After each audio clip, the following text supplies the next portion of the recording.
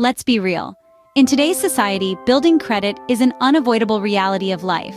The good news is building good credit isn't that difficult, it's just that most people don't know where to get started.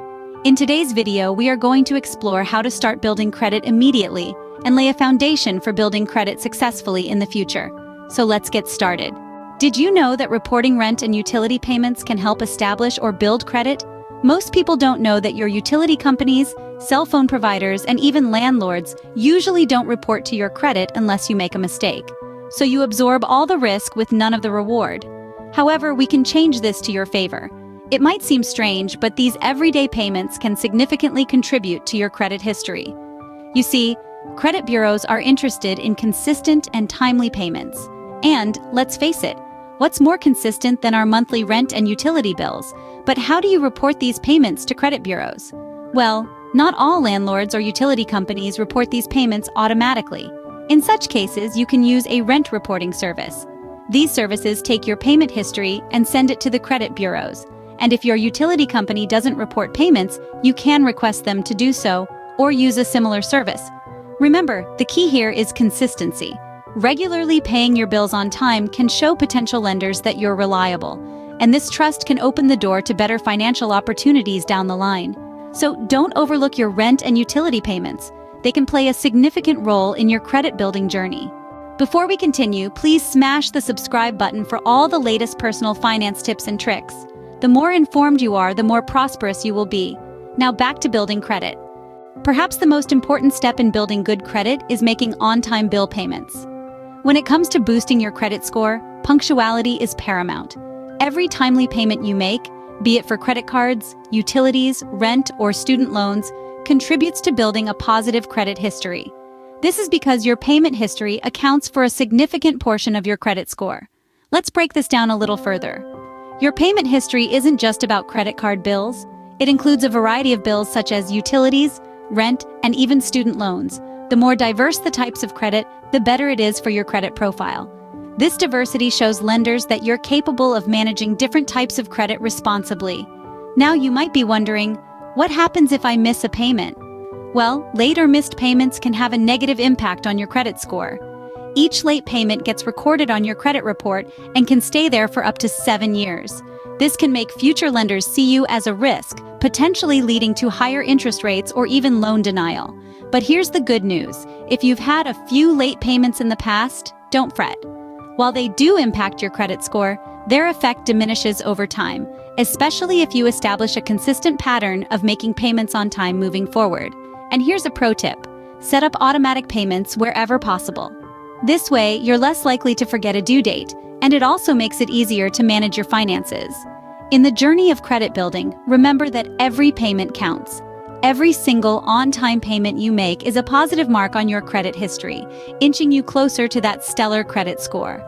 Remember, consistency is key.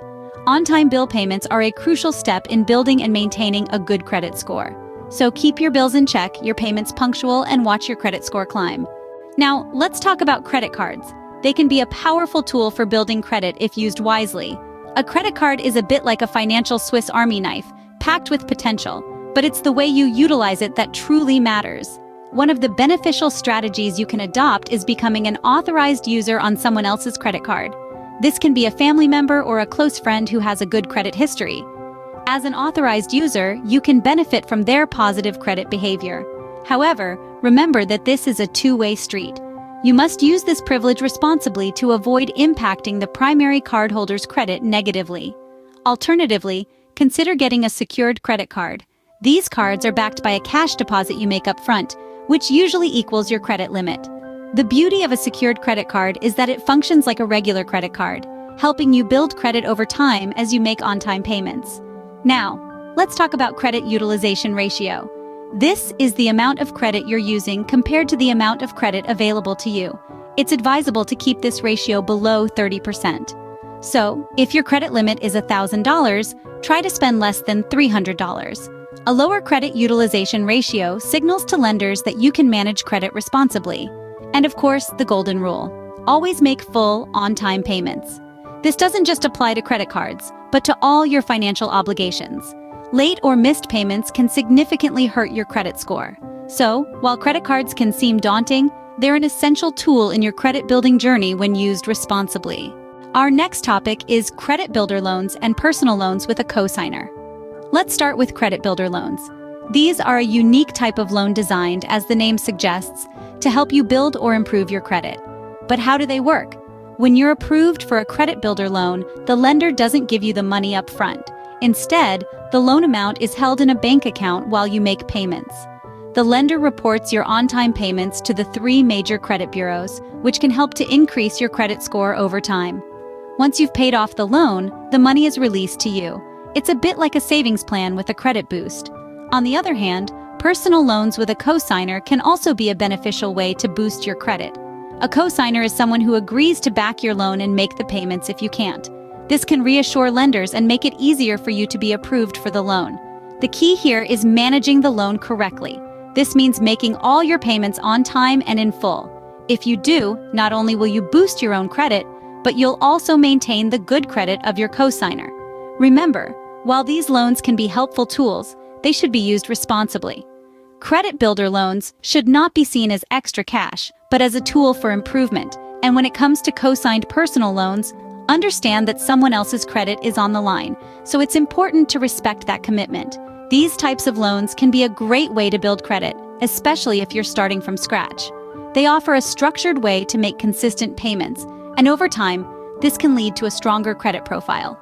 So, whether you're new to the credit world or looking to improve your score, consider credit builder loans and co-signed personal loans as potential stepping stones on your journey to better credit.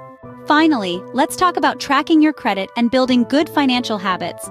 Credit monitoring services and credit building apps are your best friends when it comes to keeping an eye on your financial progress. They provide real-time updates on your credit score, alert you to any significant changes, and give you insights into how your financial habits are affecting your credit. By using these tools, you can identify areas of improvement and take action before small missteps turn into big problems. But remember, while these tools can help you monitor your credit, they won't build it for you. That's where good financial habits come in. Budgeting is the cornerstone of any successful financial plan. It's about understanding where your money is going and making conscious decisions about how to spend it. It's about making sure that you're living within your means and not spending money you don't have. Saving is about planning for the future. It's about setting aside a portion of your income for emergencies, for big purchases, for retirement. It's about giving yourself a safety net and peace of mind. And investing? That's about making your money work for you. It's about taking calculated risks to grow your wealth over time. It's about playing the long game and reaping the rewards. All of these habits, budgeting, saving, investing, they're about taking control of your financial life. They're about making deliberate, informed decisions about your money. And when you do that, when you're proactive about your financial health, that's when you see real, lasting improvement in your credit. Remember, building credit is a marathon, not a sprint. It's about establishing and maintaining good financial habits over time.